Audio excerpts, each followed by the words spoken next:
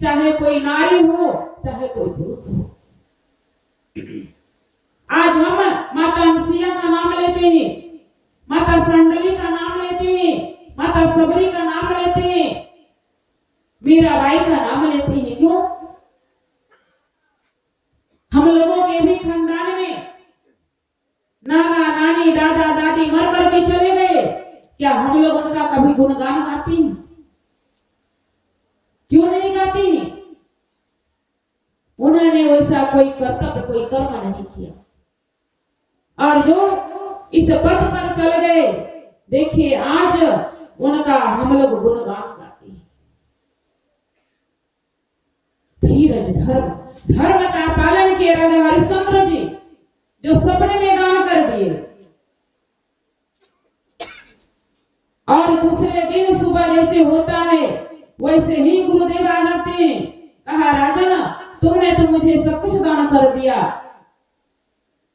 बदले में दान तो कर दिया, लेकिन गुरु दक्षिणा कौन देगा? राजा ने कहा कि हमारे कोष राजकोष में तो सब कुछ है, हीरा है, मोती है, जवाहरत है, मैं उससे ला करके दान कर देता हूं।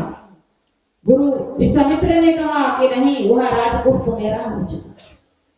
हम लोग जानते हैं गुरु दक्षिणा के लिए उन्होंने अपनी धर्म पत्नी को बेच दिए, बीच चौराहे पर ऐलान किया कि मैं बिकने के लिए तैयार हूं। और कहते हैं पत्नी भी दो तरह की होती है, एक होती है पत्नी और दूसरी होती है धर्म पत्नी। पत्नी उसे कहते हैं जो पति विपत्ति काल में फंसा हुआ है और पत्नी उसे छोड़कर चला जाए, और वह पत्नी अपने पति को पतन की ओर जाने के लिए प्रेरित करे, उसे पत्नी कहते हैं। क्योंकि वह पतन की ओर लेकर जा रही है, स्वयं भी पतन की ओर जा रही है और पति को भी लेकर जाती है। और धर्म पत्नी उसे कहते हैं जो अपने स्वयं धर्म के पथ पर चलती है और अपने पति को भी, अपने परिवार को भी धर्म की ओर चलने के लिए प्रेरित करती है, उसे धर्म पत्नी कहते हैं। आप सब विचार कर सकते हैं, क्या पत्नी है या धर्म पत्नी? वह धर्म पत्नी थी राजा हरिश्चंद्र की पत्नी शिव्या। वह अपनी पत्नी पति के धर्म की रक्षा करने के लिए अपने आप को बेच डाली ब्राह्मण के घर में। पुत्र बच गया, जहां मां जाती है पुत्र भी जाता है, पुत्र भी गया मां के साथ, और राजा हरिश्चंद्र डोम के यहाँ अपने आप को बेच दिए। इतनी धर्म ने भी परीक्षा ली कि इनके पुत्र को जब गया फूल लाने के लिए तो सर्प ने डस लिया, मर गया उसका पुत्र। चिल्लाते चिल्लाते कि मां मुझे सर्प ने डस लिया, बचाओ। मां सुन रही है। जब मां काम को छोड़ करके जाने लगी तो ब्राह्मण कहते हैं कि अभी तुम काम करो, बाद में जाना, अभी तुम्हारा यही काम है। नहीं जा पाती है, पुत्र चिल्लाते चिल्लाते मर गया। जब मर गया, जब समाप्त हो गया सारा काम, तब मां जाती अपने मृतक बच्चे को गोद में उठाती है। रात में काम समाप्त होने के बाद जब रात होने लगा, सारा काम समाप्त हो गया, तब अपने बालक को गोद में उठाती है और उनका अंतिम संस्कार करने के लिए शमशान घाट जाती है। जो हम आप जानते हैं, वही राजा हरिश्चंद्र ने, राजा उस डोम का जो नौकर बने थे, उन्होंने कहा कौन अभी आधी रात में आया है लाश को जलाने के लिए? बिना कर दिए मैं लाश को जलने नहीं दूंगा। वह देख रहे हैं कि हमारी पत्नी है, हमारा पुत्र है, और वह मां रोती हुए कहती है कि पतिदेव ये आपका ही पुत्र है, गोद में ली है, एक पतिदेव ये आपका ही पुत्र है, आपके पुत्र को सर्प ने डस लिया और आपके पुत्र की मृत्यु हो गई है, इसे जलाने दीजिए। कहा नहीं, अभी मेरा धर्म है, मैं मालिक का नौकर, अभी मेरा यही कर्तव्य है। माँ क्या करती है अपने पुत्र का अंतिम संस्कार करने के लिए? अपने आंचल को फाड़ती है। जैसे ही आंचल फाड़ती है वैसे ही गुरु विश्वामित्र प्रकट हो जाते हैं। कहा, राजन, मैं तेरी परीक्षा ले रहा था कि तुम अपने धर्म पर डिगे हुए रहते हो या नहीं, यह डगमगा जाती है। और वहीं ये शमशान घाट समाप्त हो गया। ये जो डोम का वेश बना कर रखे थे, यह रानी सेपिया जो अपने पुत्र की वियोग में थी, उनका पुत्र भी जीवित हो जाता है। और गुरु विश्वामित्र ने कहा कि हे राजन, तुम अपने राज्य जाओ और अपने राज्य को चलाओ, और तुमने अपने धर्म के पथ को तुमने संकट आने पर भी नहीं छोड़ा, इसलिए मैं तुझे आशीर्वाद देता हूं। संत सदगुरु अगर हम आपको आशीर्वाद दे तो आशीर्वाद आपको कल्याण तक लेकर के चला जाएगा। गुरु महाराज की जय।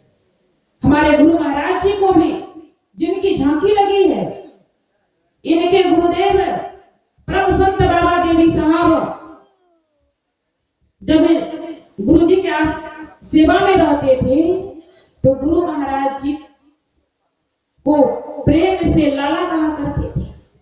देखिए गुरु की सेवा में क्या फल है। गुरु की सेवा कहां तक मनुष्य को लेकर चला जाता है, भक्त को लेकर चला जाता है। गुरु महाराज जी की परीक्षा लिया करते थे संत बाबा देवी साहब। उस समय संत बाबा देवी साहब जब जाते थे तो जलावन तक अपना लेकर जाते थे। जो पुराने सत्संगी है उनको पता है। और जिनके यहाँ सत्संग करने जाते थे अपने से स्वयं भोजन बना करके खाते थे।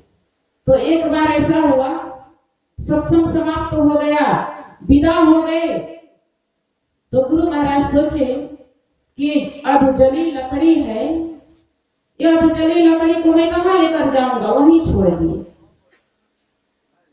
तो जब रास्ते में जा रहे थे तो संत बाबा देवी साहब गुरु महाराज से पूछते हैं कि लाला, तुमने भोजन बनाने की सारी सामग्री तो ले लिया था, कुछ छूटा तो नहीं? गुरु महाराज जी कहते हैं कि गुरुदेव कुछ भी नहीं छूटा, थोड़ी सी अधजली लकड़ी बच गई थी, वह मैंने छोड़ दिया। संत बाबा देवी साहब गुरु महाराज को फटकारते हैं, करे वह लकड़ी क्या खरीदने में पैसा नहीं लगा था, उसे ढोने में मेहनत नहीं लगा था, तुम छोड़ क्यों दिए? गुरु महाराज कहते हैं गुरुदेव गलती हो गई, आगे से ऐसा नहीं होगा। फिर दूसरी जगह जब गए सत्संग करने के लिए तो बाबा देवी साहब तो फटकारे थे। तो इस बार गुरु महाराज क्या करते हैं कि जो भी अधजली लकड़ी बची थी सब को बैलगाड़ी में ले लिए। जब कुछ दूर जाते हैं तो संत बाबा देवी साहब पूछते हैं कि लाला कुछ छूटा तो नहीं? कहा नहीं गुरुदेव कुछ भी नहीं छूटा, इस बार मैं अधजली लकड़ी जो बचा हुआ था उसे भी मैं गाड़ी में रख लिया। संत बाबा देवी साहब क्या कहते हैं कि लाला तुम कैसे साधु हो, एक थोड़ी सी लकड़ी में तुम्हें इतनी आसक्ति, तुम अधजली लकड़ी भी नहीं छोड़ पाए, नहीं त्याग पाए। साधु को यह आसक्ति नहीं होनी चाहिए, तब वो ध्यान क्या करेगा। गुरु महाराज जी मौन हो गए। तब कुछ देर में जब पहुंचते हैं अपने आश्रम तो संत बाबा देवी साहब गुरु महाराज को कहते हैं कि लाला मैं तुम्हें उस योग बनाना चाहता हूं, मैं तुम्हारा गुरु हूं, हमसे भी ज्यादा तुम्हारा इस संसार में नाम हो, तुम हमसे भी ज्यादा आगे तुम बढ़ो। हे लाला मैं तुम्हें आशीर्वाद देता हूं। ये बाबा देवी साहब का नाम नहीं होगा इस संसार में, जितना कि तुम्हारा नाम होगा। जितना लोग देवी को नहीं पूजेगा उससे ज्यादा तुम्हारी लोग पूजा करेंगे। श्री सद्गुरु महाराज क्या होता है सेवा का फल। और गुरु महाराज ने पदावली में लिख दिए और उन्होंने विनती की अपने गुरुदेव से कि हे गुरुदेव, मेरा कुछ नहीं, सब आपका आशीर्वाद है। आपकी ही कृपा से मैं इस संत मत का प्रचार कर पा रहा हूं, मैं उस परमात्मा का साक्षात्कार कर पाया, आपकी ही कृपा से, आपके ही आशीर्वाद से। और गुरु महाराज जी पदावली में प्रकट रूप में लिख दिए हैं कि संतन मत भेद प्रचार किया कौन? गुरु साहब बाबा देवी ने। अपना नाम उन्होंने नहीं कहा कि मैंने प्रचार किया, कहा बाबा देवी साहब ने प्रचार किया। और प्रचार किए तो कैसे किए? हम आपको क्या ज्ञान दिए? उन्होंने फिर कहा कि बंद कराया पलक पट को, कहे बाहर में तुम मत भटको। हे संसार के लोग, बंद कराए पलक पट को अपने अंदर में, उस परमात्मा का दर्शन करो, ध्यान करो। बाहर में मत भटको, बाहर में परमात्मा नहीं है, हम आपके अंदर में है, हम आपके अंदर में परमात्मा है। इसलिए गुरु महाराज ने कहा, हो जो पंथी पंथ तेरे गढ़ भीतरे, तू और तेरो पीव सब तुम्हारे अंदर में है। सेवा का यह फल है। इसीलिए कहा कि धीरज, धर्म, मित्र और नारी। हम नारियों का क्या कर्तव्य है, क्या धर्म है? जो नारी महान बन गई, आज सबरी की सेवा से खुश होकर के उनके गुरुदेव मतंग मुनि ने कहा कि हे बेटी, हे सबरी, तुम यहीं पर इस कुटिया में रहना। जब त्रेता युग आएगा, भगवान राम का अवतार होगा और तुम्हें आकर के दर्शन देंगे। वह भी तो एक नारी थी। हम आप भी सबरी की तरह बन सकते हैं, हम आप भी मदालसा बन सकते हैं, हम आप भी सत्यनसिया बन सकते हैं, हम आप भी सावित्री बन सकते हैं। हम आपके अंदर में वह क्षमता है, हम आपके अंदर में वह गुण है, लेकिन हम आप अपनी शक्ति को, अपने गुण को पहचान नहीं पाते हैं और अपने जीवन को हम लोग पतन की ओर धकेल देते हैं, पतन की ओर चल पड़ते हैं। हम आप जानते होंगे, एक नारी के अंदर वह शक्ति होती है, लेकिन नारी अपनी शक्ति को पहचाने, वह पतिव्रत धर्म का पालन करने के बाद उसके अंदर कितनी शक्ति आती है। तुम्हें एक महाभारत की कथा सुनाती हूँ, कितनी शक्ति आती है नारी में। लेकिन पतिव्रत धर्म का पालन करे तब। हम लोग गांधारी का नाम सुने होंगे। वह जब सुनती है कि हमारे पति, जो होने वाले पति हैं, वो अंधे हैं, वो क्या है? अंधे हैं।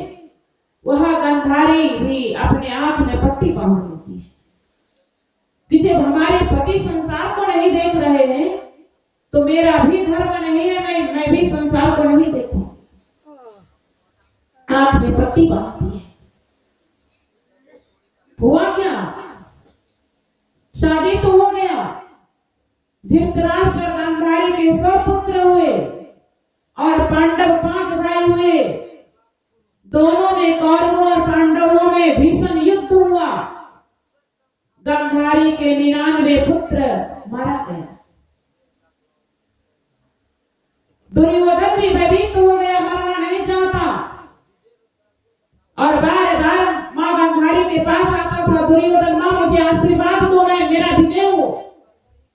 गांधारी यही कहती थी वह मां कि पुत्र, धर्म की विजय होती है, अधर्म की विजय नहीं होती है। जब दुर्योधन बच गया अकेला भाई, तो मां गांधारी के पास जाता है कि मां, मैं मरना नहीं चाहता हूँ, मैं जीवित रहना चाहता हूँ। माँ गांधारी देखिए क्या कहती है कि पुत्र तुम जाओ अपने ज्येष्ठ भाई युधिष्ठिर के पास, जो दोनों एक दूसरे के दुश्मन हैं, और माँ भेज रही कहा उनके पास। माँ जानती थी कि मेरा पुत्र जो है अधर्म के रास्ते पर चल रहा है और मेरा वह पुत्र धर्म के रास्ते पर चल रहा है। गांधारी अपने पुत्र को कहती है कि पुत्र जाओ अपने ज्येष्ठ भाई के पास, वही तुम्हें युक्ति बताएगा। दुर्योधन आधी रात में युधिष्ठिर महाराज के पास जाता है और कहता है भैया मैं मरना नहीं चाहता हूँ, कोई युक्ति हो तो बता दीजिए। युधिष्ठिर जी महाराज ने युक्ति बता दी कि हे अनुज, तुम नहीं मरना चाहते हो तो मेरा एक बात मान लो, अगर तुम ऐसा कर लेते हो तो तुम्हें कोई भी मार नहीं पाएगा। कहा क्या करना होगा? कहा तुम जाओ गंगा जी स्नान करने, और स्नान करके निवस्त्र होकर के अपनी माँ के पास जाना और अपनी माँ से कहना कि अपने आंख की पट्टी को खोल करके एक दृष्टि तुम्हारे शरीर में डाल दे तो तुम्हारा शरीर वज्र हो जाएगा, फिर तुम्हारे शरीर को कोई अस्त्र शस्त्र नहीं छीन पाएगा, नहीं मार पाएगा, क्योंकि तुम्हारी माँ एक पतिव्रता स्त्री है, एक पतिव्रता नारी है। दुर्योधन गया गंगा स्नान करने, और इधर भगवान श्री कृष्ण पांचों भाइयों की रक्षा करने का संकल्प ले चुके थे। भगवान श्री कृष्ण जान जाते हैं कि ये युधिष्ठिर भी क्या ये कर दिया, लेकिन मैं तो संकल्प लिया हूं कि मैं भक्तों की रक्षा करता हूं। हम भक्तों की भी रक्षा भगवान करते हैं, हम भक्तों की रक्षा गुरुदेव करते हैं। आप लोग उकताइए नहीं, बहुत देर तो हो गई, थोड़ी सी बची है, बस मैं थोड़ा सा मैं श्वास रूप में ले रही हूं। देखिए दुर्योधन जो था गया स्नान करने, और स्नान करके नंग धड़ंग जा रहा था। भगवान श्री कृष्ण बीच रास्ते में मिल जाते हैं। दुर्योधन इस अवस्था में कहां जा रहे हो? दुर्योधन ने कहा कि हे केशव, आप तो जानते हैं हमारे 99 भाई मारे गए, मैं अकेला बच गया हूं, मैं मरना नहीं चाहता हूं, इसलिए युधिष्ठिर भैया ने मुझे बताए कि तुम नंग धड़ंग होकर के जाओ, तुम्हारी माँ दृष्टि डालेगी और उस दृष्टि से तुम्हारा शरीर वज्र हो जाए। भगवान श्री कृष्ण क्या कहते हैं? दुर्योधन, तुम जानते हो कि तुम्हारी माँ एक पतिव्रता नारी है और तुम बड़े हो चुके हो, तुम इस अवस्था में अपनी माँ के पास जाओगे, तुम्हें शर्म नहीं आएगी? अरे कम से कम अपना गुप्त अंग तो ढक लो। दुर्योधन ने भी सोचा कि ठीक ही कह रहा है। दुर्योधन ने क्या किया? जाकर के केले का पत्ता लपेट लिया और चला गया माँ गांधारी के कक्ष में। माँ गांधारी से कहता है कि माँ, जैसा मुझे भैया ने बताया मैं वैसा ही आया हूं, तुम अपने आंख की पट्टी को खोल। माँ अपनी आंख की पट्टी को खोलती है और सिर से लेकर के पांव तक अपने दृष्टि को डालती है, और जब डाल देती है तब अपने आंख के पट्टी को बांध लेती है डाल करके। तब गांधारी कहती है, पुत्र अब तुम्हें कोई नहीं बचा पाएगा। तुम्हारे भैया ने क्या कहा था कि निवस्त्र होकर के जाना, लेकिन तुम किस अवस्था में आए हो? अब मैं बिना पुत्र का मैं भी हो जाऊंगा, अब तुम्हें मरने से कोई नहीं बचा पाएगा। दुर्योधन ने कहा, मां क्या हो गया? क्या तुम्हें रास्ते में कृष्ण भी मिला था? कहा उसी ने कहा था, इसलिए मैंने केले के पत्ते को मैंने लपेट लिया। और वही दुर्योधन जब भीम के गदा से मारा गया तो मां गांधारी विलाप करने लगी, रोने लगी। तब भगवान कृष्ण आते हैं उनको समझाने के लिए कि हे देवी गांधारी, मैंने आपके पुत्रों को समझाया लेकिन तुम्हारे पुत्र नहीं माना और आज तुम विलाप कर रही हो। मां गांधारी क्या कहती है कि हे कृष्ण, तुम मेरे पुत्रों को नहीं समझाने आया था, अगर तुम चाहता तो मेरा एक भी पुत्र बच जाता, लेकिन तुमने ऐसा नहीं चाहा। तेरे कारण आज हमारे इस हस्तिनापुर में हमारी 100 बहुएं विधवाएं होकर के रो रही है, विलाप कर रही है। हे कृष्ण, जिस तरह से मेरे सारे पुत्रों का सर्वनाश हो गया, अगर मैं पतिव्रता नारी हूं तो तुम्हारा भी यतिवंशियों का नाश एक दिन में हो जाए। भगवान श्री कृष्ण ने स्वीकार किया, हे देवी गांधारी, मैं तुम्हारे श्राप को मैं स्वीकार करता हूं। और गांधारी के श्राप को लगा और भगवान श्री कृष्ण के यतिवंशियों का नाश जो अपने में आपस में लड़ करके मर गए। कहने का अर्थ है कि हम नारियों के पास वह शक्ति, वह क्षमता है, अपनी शक्ति को पहचानिए, जानिए और अपने जीवन में उतारिए। जब तक हम लोग सत्संग में नहीं जाएंगे तब तक वह ज्ञान नहीं हो सकता है। हम लोग सुन रहे थे नारी का धर्म क्या है, नारी का असली देवी देवता क्या है।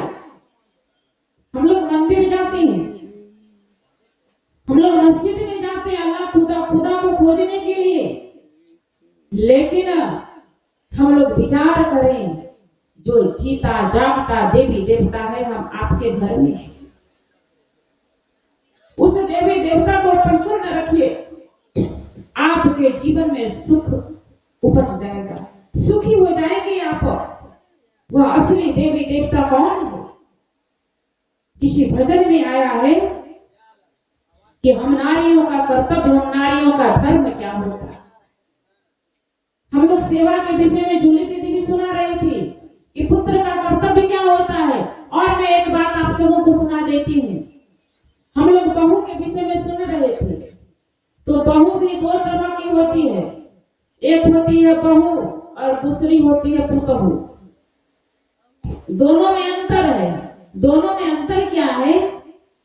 बहू उसे कहते हैं जो घर में आते हैं अपने सास ससुर से, जो बहुत दूर जाना चाहती है, अलग रहना चाहती है और अपने पति को कहती है कि पति देव, हम आपके माता पिता को बना करके नहीं खिलाएंगे, नहीं सेवा करेंगे, अब हम लोग अलग हो जाएंगे। और अलग होने के कारण इस गांव को छोड़ करके भागलपुर में रहेंगे, डेरा लेकर के रहेंगे, लेकिन घर में नहीं रहेंगे, यानी बहुत दूर चली जाती है। जो सास ससुर को छोड़कर उसे बहू कहते हैं। और पुतहू किसे कहते हैं? पुतहू उसे कहते हैं जो अपने सास ससुर से पूछे भोजन करने के लिए, सेवा करने के लिए क्या परेशानी है, कि हमारी सासू माँ को क्या परेशानी है, पूछे, बात बात में सेवा करे, उसे पुतहू कहते हैं। और पुत्र भी 3 तरह का होता है। अब मन में विचार कर लेंगे कि हमारे घर में पुत्र है कि बेटा है कि लड़का है। कहते हैं ना कि हमारा 4 लड़का है, हमारा 2 लड़का है, मेरा 2 बेटा है, बड़े गर्व से कहते हैं। लेकिन इन सबों में भी अंतर है। इन सब में अंतर क्या है? तो लड़का उसे कहते हैं जो विवाह के बाद, शादी के बाद अपने माता पिता को कहे, लड़ाई करे कि मुझे बांट करके अलग दे दो, लड़ाई करे अपने माता पिता से, उसे लड़का कहते। और बेटा किसे कहते हैं? जो अपने माता पिता की संपत्ति में जल्दी से कहे कि मुझे बंटवारा करके दे दो, जो संपत्ति में बंटवारा करते हैं उसे बेटा कहते हैं। संपत्ति में बांटे उसे बेटा कहते हैं। और पुत्र उसे कहते हैं जो अपने माता पिता का सेवा करता है। पुत्र का भी अर्थ अलग होता है। पो में हर्षुकार और त्र। पो में हर्षुकार यानी नरक और त्र यानी त्राण दिलाने वाला, जो अपने माता पिता को, माता पिता भी अगर नरक में चले गए हैं तो अपने माता पिता को नरक से जो त्राण दिलाता है उसे पुत्र कहते हैं। और जो असली में अपने माता पिता का सेवा करे, उनकी पूजा करे, तो दूसरे देवी देवता का पूजा करने की कोई आवश्यकता नहीं। इसीलिए किसी ने बड़ा सुंदर भजन गाया है कि नारियों का सबसे बड़ा पूजा क्या होता है। हम लोग भजन से सब उन्होंने कहा कि घर ही में तीर्थ बनैबै, मंदिर हम की कर जैबै। घर ही में तीर्थ बनैबै, मंदिर हम की कर जैबै। क्या करने जाएंगे मंदिर में? क्यों? क्योंकि घर में ही है। उन्होंने कहा कि सास मोरी गौरी ससुरे महादेवा, सास मोरी गौरी ससुरे महादेवा। पति देव के भगवान बनैबै, मंदिर हम की घर जैबै।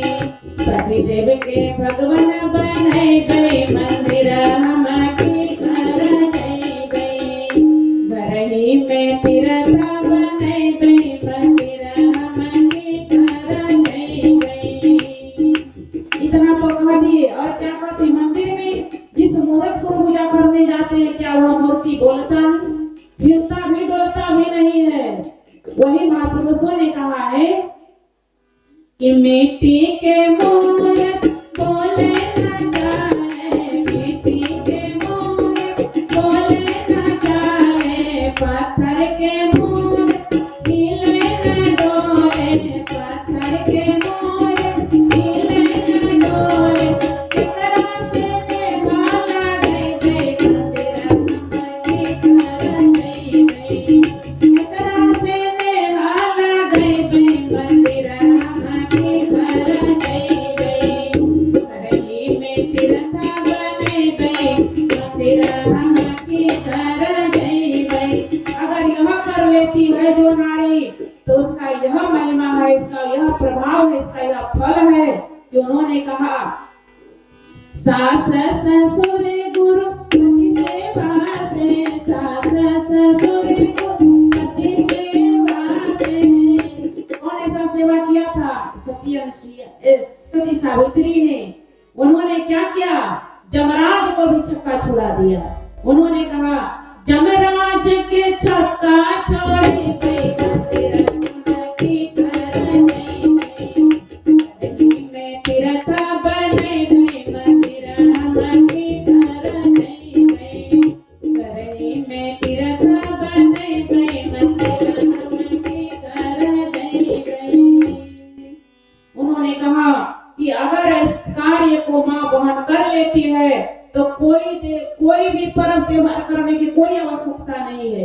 नवरात्र करती है माँ बहन, सज धज करके जाती है दुर्गा माँ को खोइचा भरने के लिए, डलिया सजाती है, साड़ी चढ़ाती है। और घर में माँ, घर में सास बूढ़ी फटा हुआ कपड़ा पहनी है, क्या दुर्गा माँ खुश होगी? नहीं। माँ दुर्गा भी कहती है जो तुम्हारे घर में असली दुर्गा है, जो तुम्हारे घर में देवी है, उसे तुम खुश रखो, मैं अपने आप में खुश हो जाऊंगी, मैं अपने आप खुश हो जाऊंगी। इसीलिए हर चीज का ज्ञान, अपना आत्म कल्याण कैसे होगा, तो इसी सत्संग में ज्ञान दिया जाता है।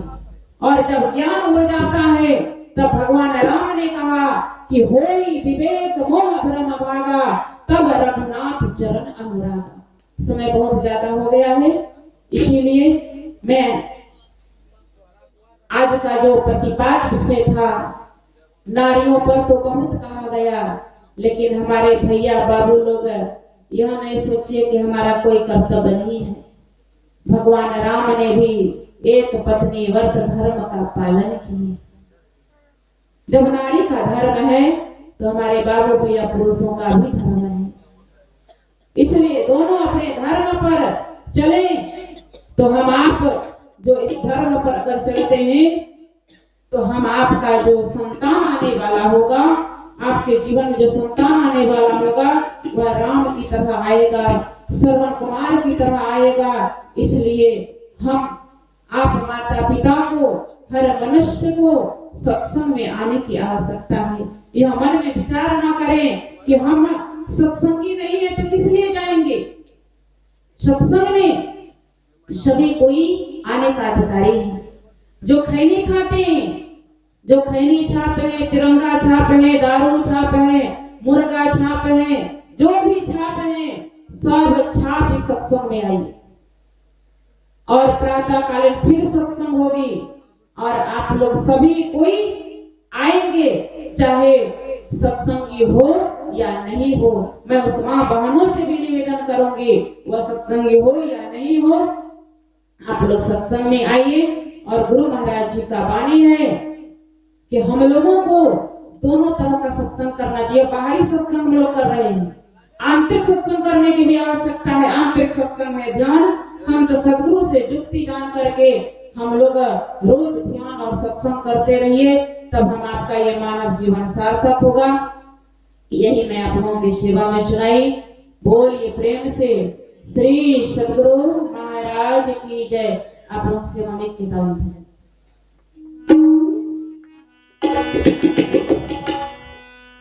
बाबा कबीर की वाणी है, बिरथा गेला तोरो जीवन वारा भजनिया बिना।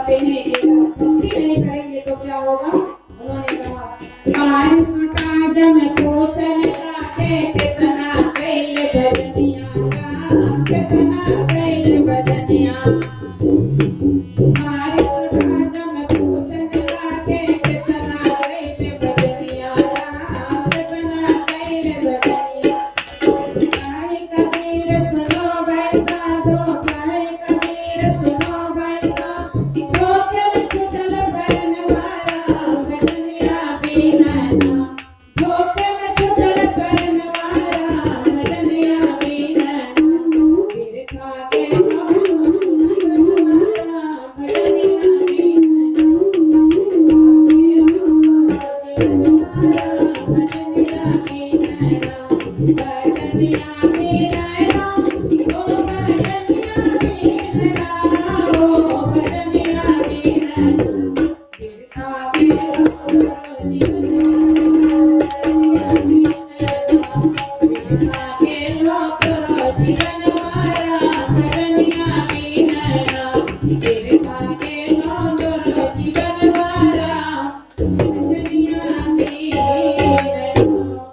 श्री सद्गुरु महाराज की जय।